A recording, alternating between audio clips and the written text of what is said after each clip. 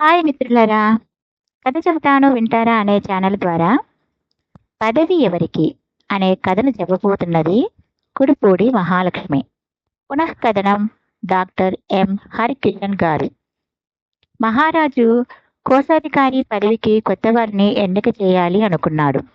వచ్చిన వారిలో గోవిందుడు, సునందుడు సరిసమానంగా నిలబడ్డారు.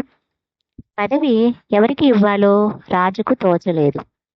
సైనాధికారిని పిలిచి ఒకరిని ఎన్నిక చేయమని చెప్పాడు. సైనాధికారి ముందుగా గోవిందుని పిలిచాడు. చూడు, మీ ఇద్దరిలో నేను ఎవరి పేరు చెబితే మహారాజు వారికే పదవి ఇవ్వటం జరుగుతుంది.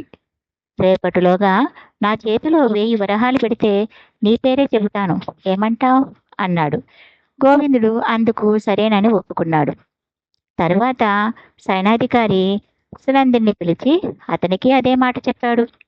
కానీ సునందుడు ఒప్పుకోలేదు. నా తెలివితేటల వల్ల పదవి రావాలి కానీ లంచం ఇవ్వటం వల్ల కాదు.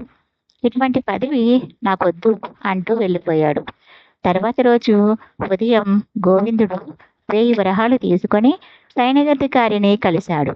కానీ కోశాధికారి పదవికి సునందుని నియమించారని తెలిసి నివ్వెరపోయాడు. సైనాధికారి గోవిందునితో, చూడు, కోశాధికారి పదవికి నిజాయితీ చాలా అవసరం.